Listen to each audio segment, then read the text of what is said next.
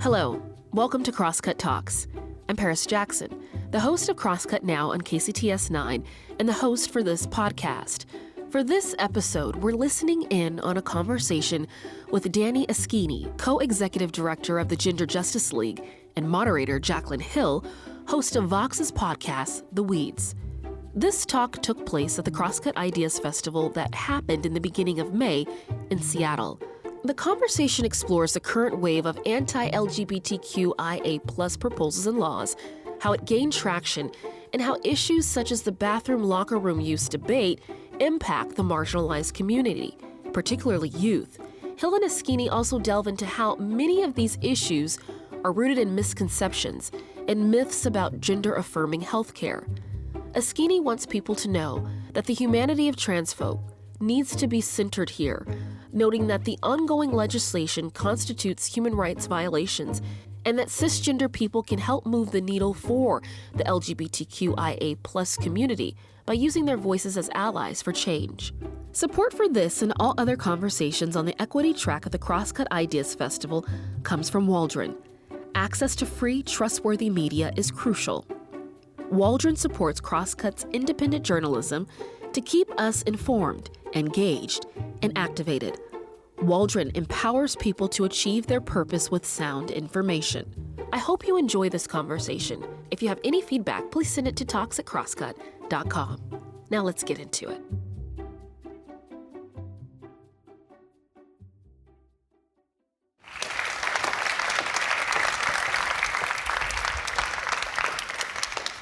Okay, let's get into the weeds. One of the things that I love about policy is that, yes, we go down these rabbit holes and we get wonky and we get nerdy, but at the end of the day, policy really is personal.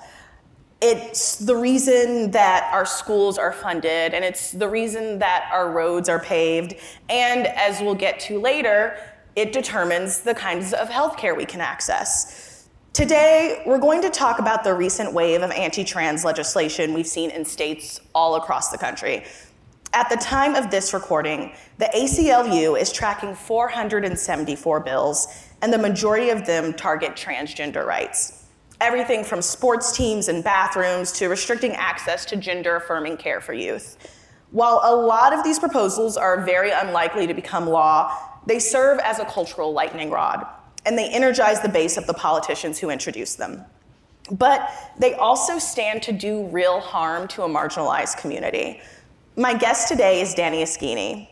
Danni is the founder of the Gender Justice League Seattle and used to be policy director of Basic Rights Oregon and has done extensive policy work with state legislatures across the country. Welcome to the Weeds, Danni. Thank you so much for having me. Thank you for joining us. Thank you.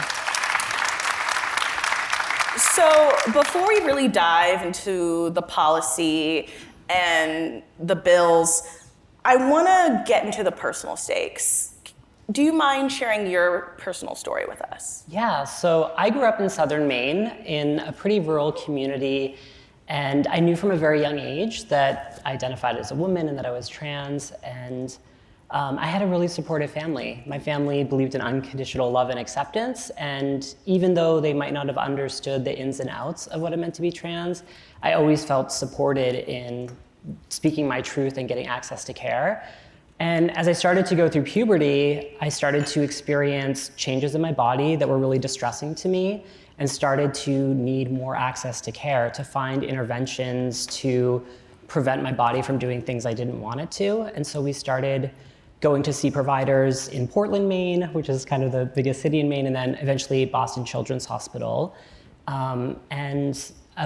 About like 15, 16, I started taking puberty blocking medication and then eventually estrogen and transitioned through high school. So it was a slow process. It took many years, really like years of therapy, and almost half a decade before really like getting to adult levels of gender affirming care.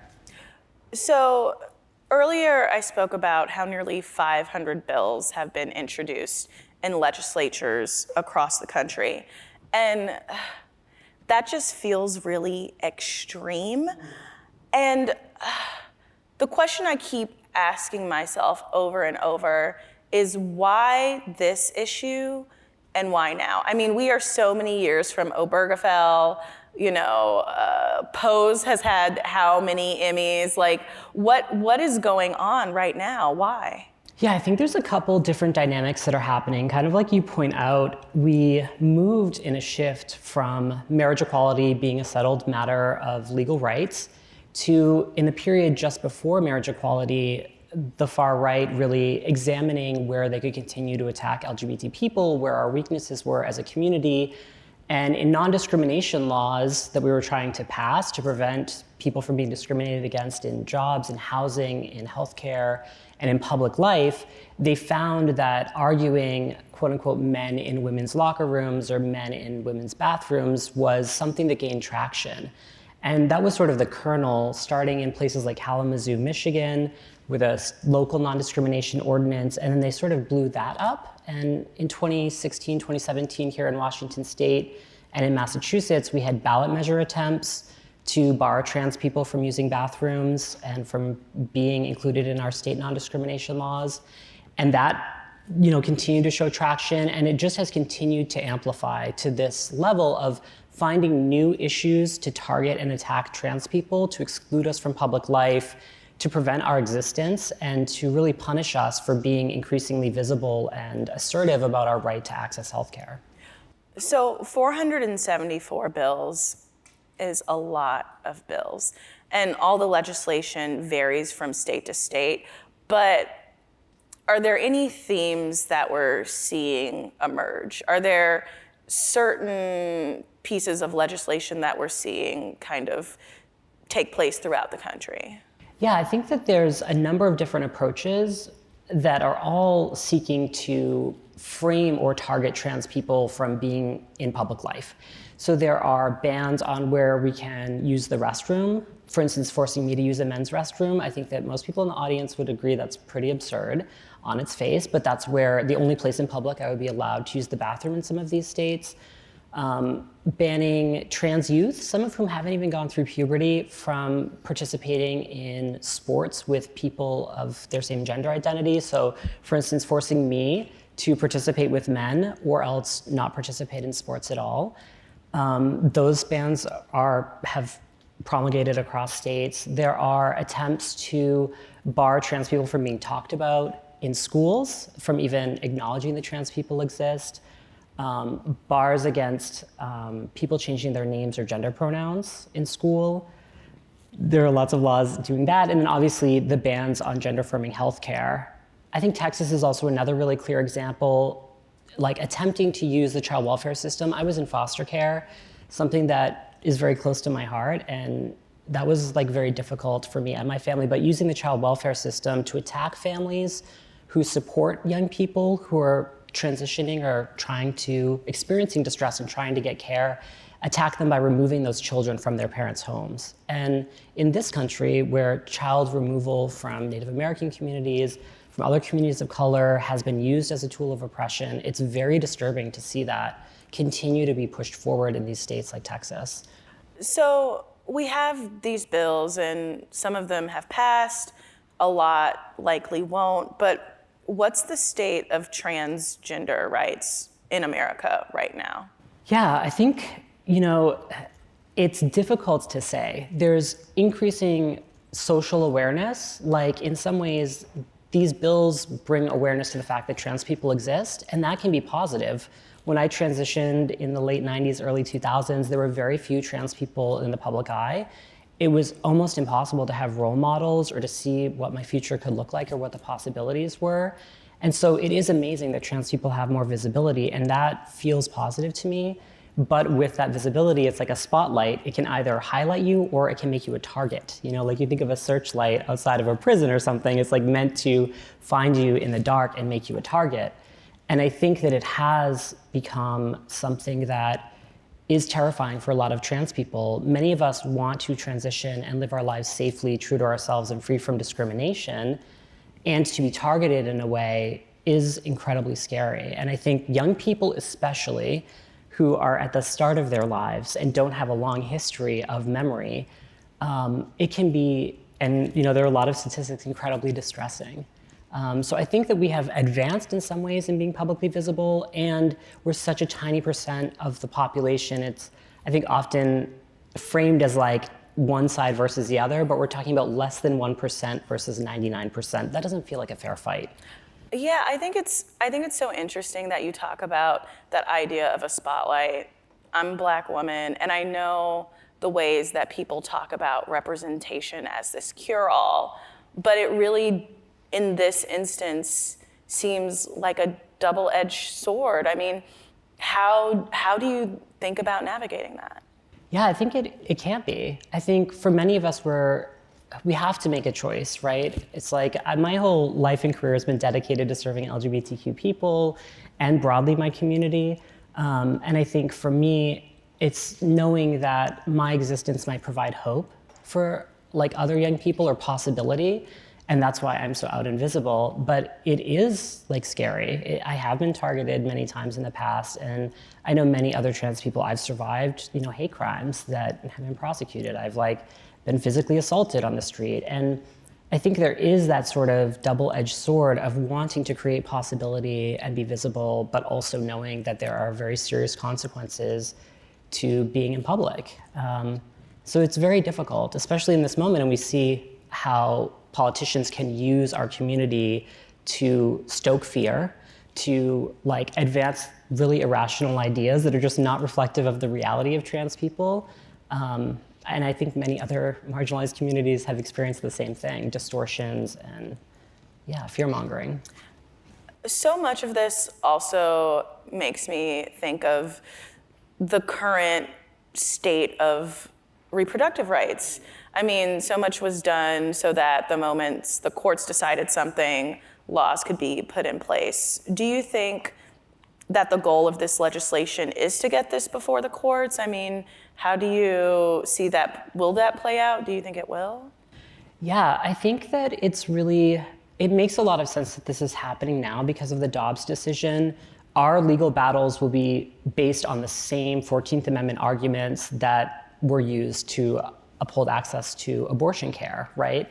And so that's the strategy. I think the reality is that even if courts strike down, and I believe that almost every one of these bills is unconstitutional, the government can't just pass a law to target a marginalized population specifically and say, there are cisgender young people who take puberty blocking medication, for instance, for precocious puberty. That's what these medications were designed for. But transgender young people, no, you can't have them. Our Constitution prevents the government from doing that. So I think they will be struck down. But the real impact on young people and trans people is to cause despair and hopelessness in our community, to prevent us from transitioning or being a part of public life, and to essentially eliminate us from being present and visible, and to punish us for our mere existence. And so even if these laws are struck down, I think the impact is going to be felt for decades for our community. Okay, so we have looked at the legislative landscape, and up next, we'll talk about impact. Danni, so much of this legislation is centered around gender-affirming care. But I think before we move forward, we need to talk about what that means. What does gender-affirming care look like? Yeah, I think it's very distinct to each individual. Specifically for young people, which is what a lot of this conversation is, it's important to know that for the vast majority of trans people, gender-affirming care is really about a social transition. So it's things like changing your name, what you wear, having long or short hair, wearing makeup or not wearing makeup. For the vast majority of trans people generally, it doesn't involve any type of medical intervention for a lot of different reasons. And it's really up to each person to make a decision. And there are standards of care that were developed by the World Professional Association for Transgender Health that have been developed and grown over the last 40 years. We're on version 8 of those standards of care. And that body is made up of more than 500 physicians, psychiatrists, psychologists from almost 100 countries around the world. So we're talking about care that is very regulated and that involves, for instance, if you want to gain access to hormones or surgeries, involves a number of different medical providers, a primary care provider, a therapist, pediatrician possibly for young people, an endocrinologist for hormones for young people or puberty blockers. And when folks get to the point, if they ever decide to pursue surgical interventions, a surgeon, all of those people have to agree. And there's very few other forms of care, medical care. I'm a cancer survivor. I didn't need 5 doctors to sign off on getting chemotherapy or a surgery that actually caused me to lose my voice for almost a year. I didn't have to get 5 doctors to sign off on that. For gender-affirming care, there's many, many, many medical providers involved in a long process, often years, to get access to care. And the wait list for getting surgical care, which, I think most people think that this is just care you can go get at your neighborhood medical clinic. It's not. There are very few surgeons.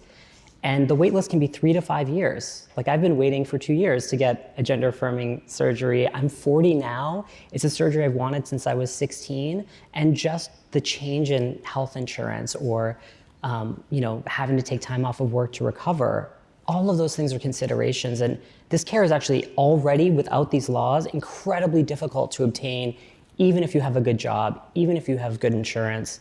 And I think that people skip over that, and lawmakers certainly do. They make it sound like you just get it at your corner store. Yeah, could you, dive even deeper into what those wait times are like, what that process is like? Yeah. So say within a calendar year, well, one, let's just start with insurance. Not everybody has medical insurance. Certainly not every young person does. Only about 14 states require insurance to cover gender-affirming care. Most states, it's not required, and so insurance doesn't cover it. So you have to be able to pay out of pocket in many states. And each insurance uses the WPATH standards of care to set the guidelines for if they will pay for surgical care or not. So you have this sort of lengthy process. You have to get a letter from a therapist with a master's degree, your primary care provider, and a PhD psychologist or psychiatrist before you can even be approved to get an interview, to have a consultation with a surgeon. Then you have to wait for the consultation. For me, that's a 9-month wait just to talk to the doctor about the possibility of surgery. And then you have to wait for a surgery date, which may be another year or 2 years or 3 years. If you've changed insurance in that time, you have to go back to the beginning and start over, right?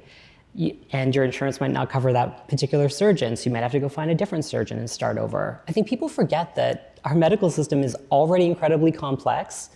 It's already restricted in many other ways, and people often think about gender-affirming care as just something that people are willy-nilly deciding to do, and that's absolutely not true.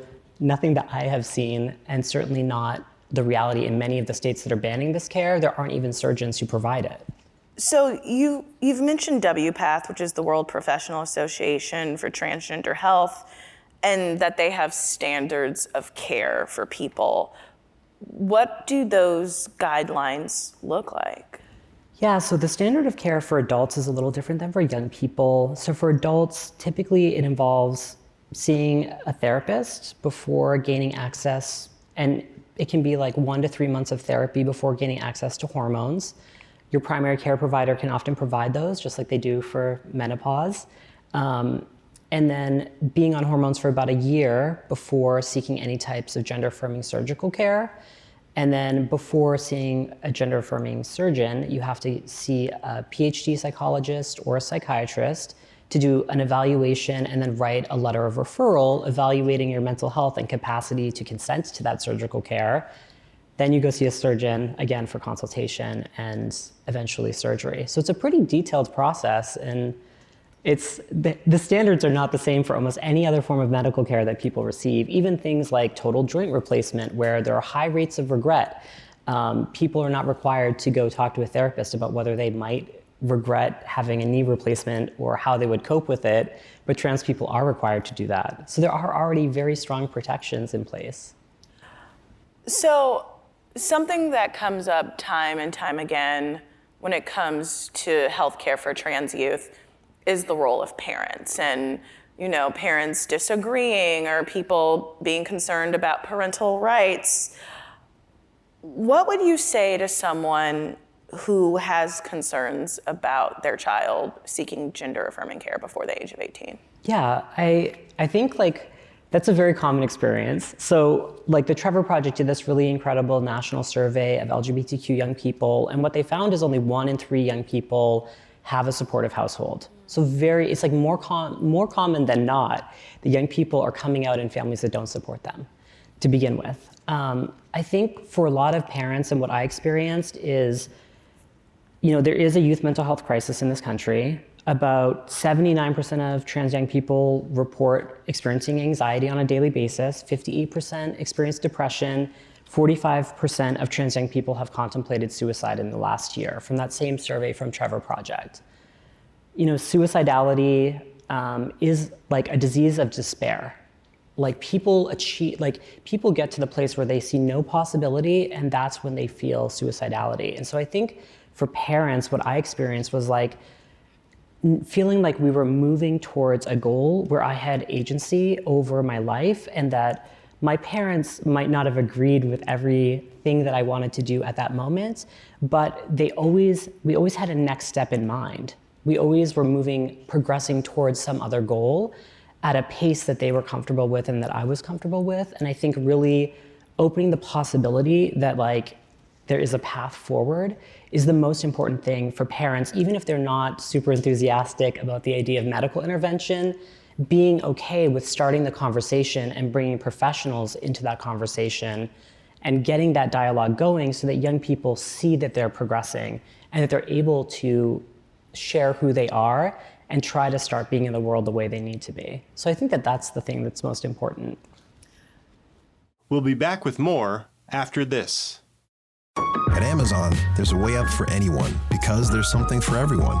Like Jessica, who completed free technical training programs and is getting her bachelor's with Amazon's prepaid tuition. Even if you have no knowledge or no experience in IT, Amazon has the tools and the resources to teach you. I've been promoted 3 times, and it's been a significant boost in pay for me. Free technical training programs at Amazon move full-time and part-time employees into higher-paying jobs. Visit aboutamazon.com for more info. Sometimes I have conversations with older people in my life who really do want to understand, but struggle just comprehending the idea that there's a difference between biological sex and gender and sexual orientation.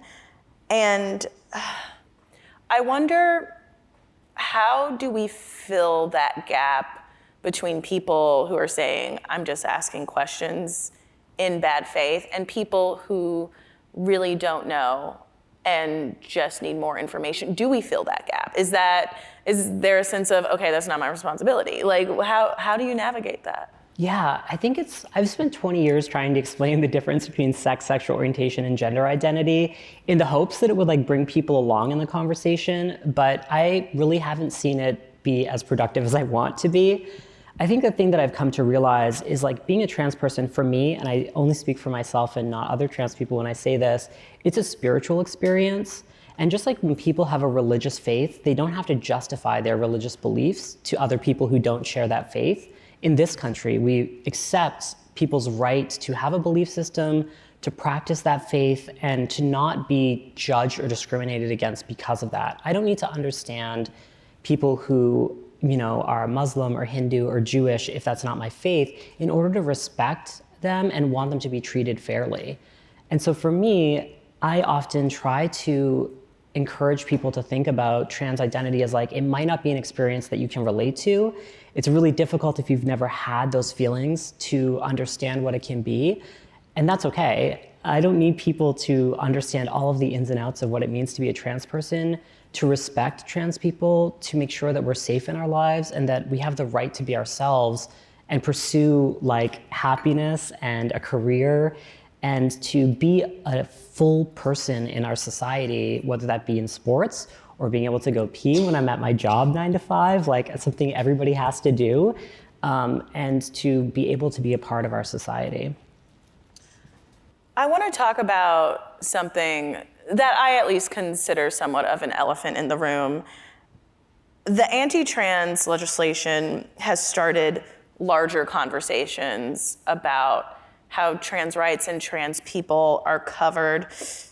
And I think for a lot of people who are in the media, especially, if you're a little, I'll say old school, there's this knee-jerk reaction to kind of make everything a debate, like, ooh, we're on different sides and we're talking about this, kind of to try to seem or truly believing that that is objectivity.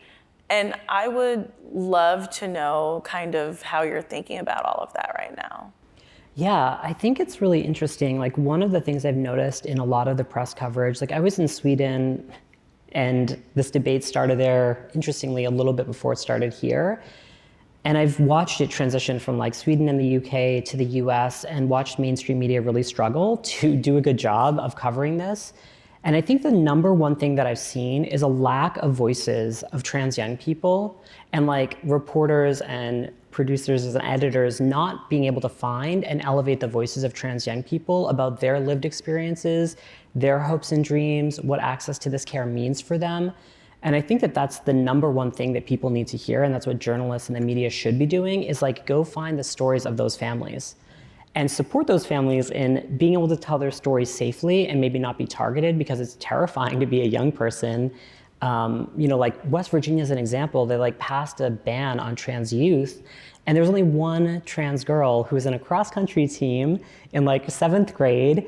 And like literally the ban she's the only person in that whole state that's gonna be impacted by that ban. And like even her cross-country coach was like, she's not a very good cross-country runner. It's like that funny, right? Aww. And it's like cute, but also like reading that story for me is like, that is the truth of these bans, right? One person who's not even great at cross-country, and like the legislature is spending all this time targeting that one person, and that is ridiculous. So I think that type of coverage is really powerful, and what I wish journalists would do more of is like, who are these folks that are being targeted and what is their experience and their voice? And it's not so much about a debate, it's about like, these are real people and they have lives, and what are their lives like and why are they being targeted? Because I think demystifying trans people is what the press and media can be doing. And I know like one of the things that's really important to know is like, only 1 in 10 people in this country know a trans person, like a friend or family member, but 3 out of every 4 people in this country know a gay or lesbian person. And I think that's why there's such a lag in terms of acceptance and understanding, is just lack of familiarity, lack of like having people in your social network. And so that's what I really wish, rather than focusing on things like what are the side effects of gender-affirming care, I really wish that they would focus on like, what are the benefits to these people's life? Why are people pursuing this care? And what has it meant for them? Does this moment feel at all reminiscent to the run-up for marriage equality? Like, are there parallels, or does this moment feel different? Yeah, there are a lot of parallels. I think it's hard for people to remember in 2004 during Bush's re-election campaign that like 32 states passed legislative or constitutional bans on same-sex marriage. And in that moment, there was an immense amount of despair. I remember that I worked on campaigns. That was like the end of my undergraduate career, and I was working in some of those political campaigns, and we just got creamed, frankly. There was an immense amount of despair, and a decade later, Obergefell v. Hodges happened, and the Windsor decision happened at the Supreme Court, and it's like within a decade, it was already decided differently. I don't know that will be the case for trans people. We're such a smaller percentage of the population, and I have very real fear that we don't have either the economic or political power to reverse course in the same way, and that is scary as a trans person working in politics. But I see a lot of parallels there. And I think part of it is about, and my obligation and many other trans people's obligation, is familiarizing the public and demystifying and reducing the fear of like who trans people are. And I hope that we get there. And I hope the courts realize like their obligation to protect us as a very politically vulnerable minority. We've been talking with Danni Askini of the Gender Justice League about the wave of anti-trans legislation we've seen proposed in states across the country. And now it's time to hear from you, our audience. So here's our first audience question. For those of us who live in more progressive states like Washington, how can we support efforts fighting anti-trans legislation occurring in other states? Yeah, so there are trans organizations in every state in this country, and there are a number of different ways to support folks in those states. The Trans Justice Funding Project is a really good example. They have a directory of people that they have funded, and that's a community, like Trans Justice Funding Project is money raised from our community, given to our community. And so finding the organizations in states where these bills have passed and then supporting them with donations or reaching out to them to volunteer is really powerful. I think most people don't understand that trans organizations receive like 0.0001% of all political donations in this country. And even our largest organizations, National Center for Trans Equality, Transgender Law Center, have barely over $1 million budgets to work in all 50 states, like incredibly tiny. Like our community is so small and under-resourced that even small donations go a huge way. And I think also reaching out to support, community organizations in those states and reach out to legislators, even across state lines, to let them know that this is not okay and that this isn't supported. Can you talk about the bills that passed to benefit the trans community and the grassroots organizing efforts that resulted in those successful outcomes? Yeah, so like here in Washington State, we've had a lot of success in the coastal cities in like expanding access to gender-affirming healthcare. So every public and private health insurance company in Washington State has to cover gender-affirming care in a non-discriminatory manner. Doesn't, all the other insurance asterisks apply still. But we have been able to pass protections in many states, and I think those serve as a beacon of hope for young people in states that are passing these bans, that hopefully one day, they can move to a state where this care is covered for them. And that's the message I also want to give to young people, is that there is hope and possibility. We have made remarkable progress in many places in this country. And just to like break up that sense of despair, I think it's really important to know that we have passed non-discrimination protections, we have passed access to gender-affirming care and insurance, and we have expanded the number of like major medical institutions and universities that have really good surgical programs, and that has been a huge net benefit for our community to even have the possibility of getting care. It seems like much of the strategy in pushing these bills centers on a disinformation campaign about trans persons. Are there ways to counter this? Yeah, I think like elevating people's personal stories is really important. And for people who aren't trans, sharing your own journey story of getting to know trans people or why it's important that these bills don't pass, I think that is the biggest thing. It's not always trans people, like there aren't enough of us to change the minds of non-trans people. It takes a lot of non-trans people talking to other non-trans people to change their minds. And I think that's the key thing, is familiarizing people and also sharing people's personal journey stories. I've done a lot of focus groups and message testing and research on how to change people's minds about trans people. And the most powerful messengers are non-trans people talking about their personal journey of acceptance, how they came to accept trans people. And that modeling that for other people gives people the possibility of like, okay, I guess I can accept trans people and let them live their lives safely. Here's another question from our audience. Not all trans adults support puberty blockers and surgery for minors. Who should have the ultimate authority to make the final decision about this for kids? Yeah, it's a really, as in any community, there's not always a consensus about what care is right.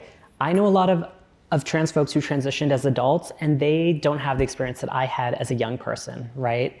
I know what my experience was like, and that it was life-saving care for me. Like, I was incredibly suicidal until I gained access to care.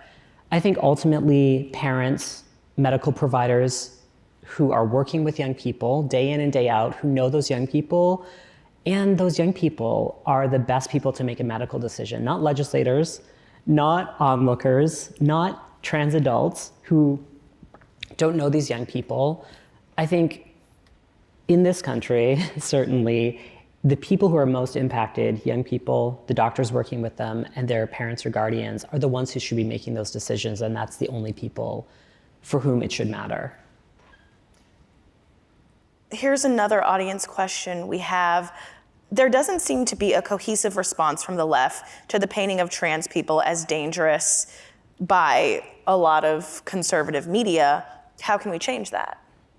Yeah, I think that it has been a very tepid response, and there are a lot of reasons why. I think that our one of the differences between the historic, like why marriage equality gained so much traction, and I think it's hard for people to remember how slow Democrats were to come on board with marriage equality, and they were incredibly slow. I was there for that. Yeah, you know? I remember in 2008, people were not They were not with it. Yeah. And I think it has to do with like the political value of that community to the Democratic Party. And trans people don't bring a political value to the Democratic Party. And so it does not make sense from a purely cynical political perspective for Democrats to come out like in full defense of trans people. And I don't like to be a cynic. I like to be optimistic and hopeful. I wouldn't do this work if I wasn't. But I think that that's why we've seen such a tepid response. And I think for a lot of people, if they're not directly personally impacted, they don't know a trans person, it's hard to be motivated that this is like your number one issue to care about. And that's really the danger of why this is so incredibly dangerous for us as trans people and as a nation. Is like we have to move ourselves emotionally in order to be really engaged. And my hope is that more and more people will get to know trans people and that it will become, and there are elected officials. Pramila Jayapal, who is the representative here in Seattle in Congress, has a trans, believe daughter, but child, and has been really public about that in Congress, and that is incredible. Like it brings me to tears occasionally when I hear Pramila Jayapal talking so passionately, both as somebody who has worked with her in the past, and I think that that passion is so powerful, and it also brings more people to her side, and she can share her experience. And so I think we need more of that, and I think people who are supportive need to support and empower elected officials who can share those stories. So this is a really interesting audience question. Any thoughts about the lack of support for trans people in the US being rooted in a history of misogyny in the US? Yeah, it's a really interesting thing. If you think about, like one, I think trans men and trans masculine identified people tend to be erased in this discourse. They just like are never talked about and people pretend like they don't exist. The focus on trans women is around like that we're predators or dangerous or like a threat to women that views us always entirely as like men. Like we were men and we will always be men and all this blah, blah, blah. And people are not good at having nuanced conversations about this. And I just have accepted that in my career. But I do think obviously misogyny is at the root of a lot of this. And the belief in like the right of both men and the government to control both women and trans people's right to their body and to set the guidelines in the way that those guidelines are not set for men and men's access to healthcare. I've yet to see that bill. I'm waiting for it. Like, where is it? And so, yes, I think it is very much rooted in misogyny. And as a trans woman, you know, it's difficult. We're on a podcast, people can't see me, but like from my youngest age, I have experienced sexism. Some of the most egregious examples that even other women in my life are like stunned by the experiences I've had, in part because my trans identity means that I'm so disposable to people. So it's not just sexism and misogyny, but it's the worst versions of it because I'm also seen as powerless on top of it. And that's why I'm a huge feminist. We have such a deep relationship with reproductive justice organizations here in Washington State. And all of our bills this year were like, you know, Pro-Choice Washington, Planned Parenthood, Gender Justice League, and ACLU of Washington. We work together so deeply because it's so interconnected. And all of our bills were about gender-affirming care and reproductive health care access because we see those as so deeply interlinked. Here's another audience question. How can cisgender people be in allyship and right relationships with transgender people in actually equitable ways right now? Yeah, I think like equitable ways is a really fascinating twist to that. I love it. I think like one of the biggest things is like not speaking for trans people in this moment. There are a lot of ally organizations, big names, and I won't mention them, who unintentionally, cis people in those organizations end up speaking for us to elected officials, including in democratic progressive states like here. It is really painful to have been doing this work for so long and not be invited to table time and time again, and to have cis people who are trying to be helpful speak for me, as if I don't have a voice or that I haven't been in politics for 25 years or like running campaigns or raising money or working in legislatures. So I think that that's the piece about equity, is like giving trans people the opportunity to speak for our community and to create that platform. I think that's a really important aspect.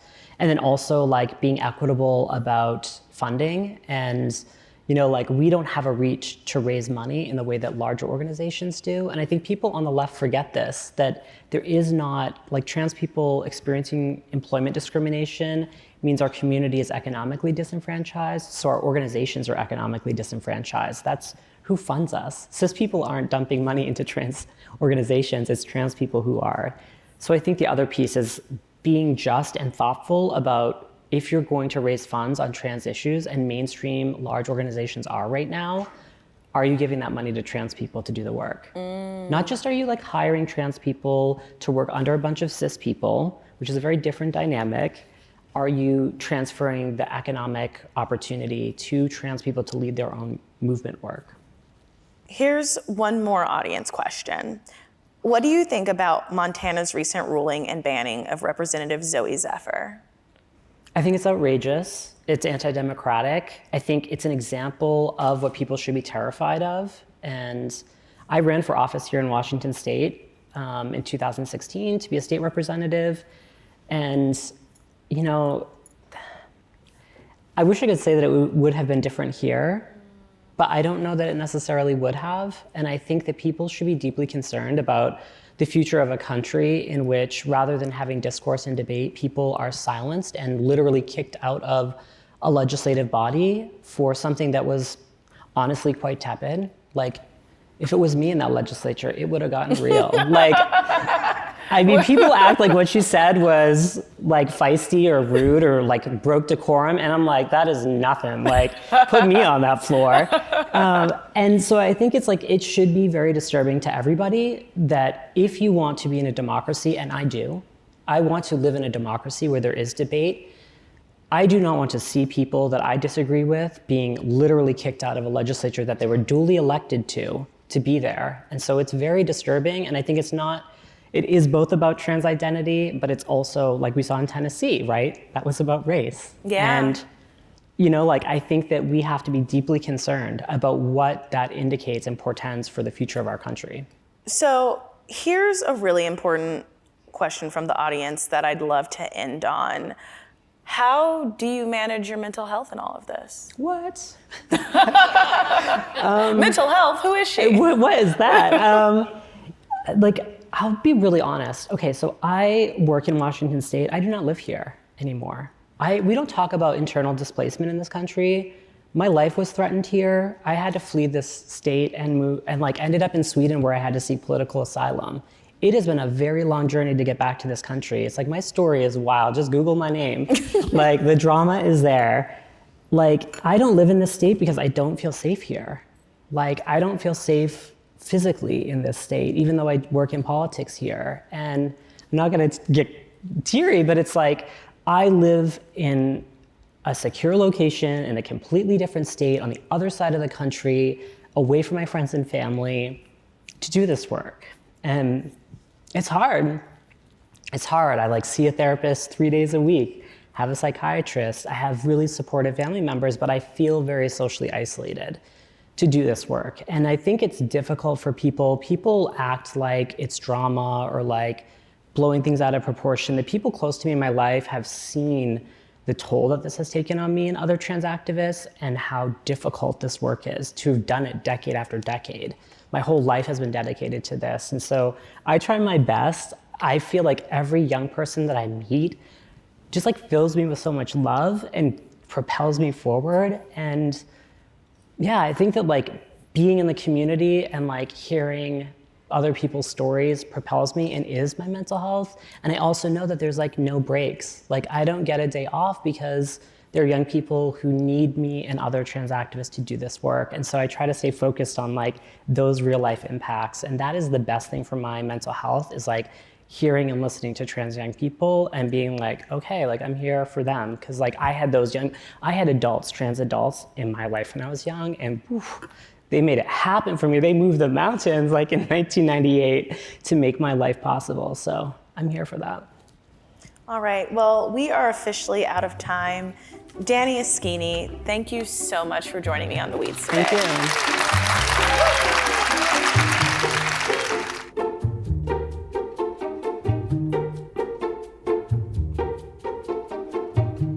you. That's it for today's episode.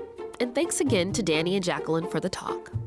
This episode of Crosscut Talks was produced by Seth Halloran and engineered by Resti Bacall and Victoria Ralph. And the event was produced by Jake Newman and Ann O'Dowd. Madeline Happold managed our audience engagement. And you can subscribe to Crosscut Talks wherever you listen. And if you like the show, please review us. We want to know what you think. For the latest political, environmental, and cultural news from the Pacific Northwest, visit crosscut.com. And if you would like to support the work we do at Crosscut, whether it's live events we host or the in-depth reporting we do every day, go to crosscut.com/membership. In addition to supporting our journalism, members receive complete access to on-demand programming on Seattle's PBS station, KCTS 9.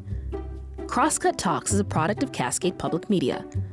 I'm Paris Jackson. We'll be back soon with another conversation.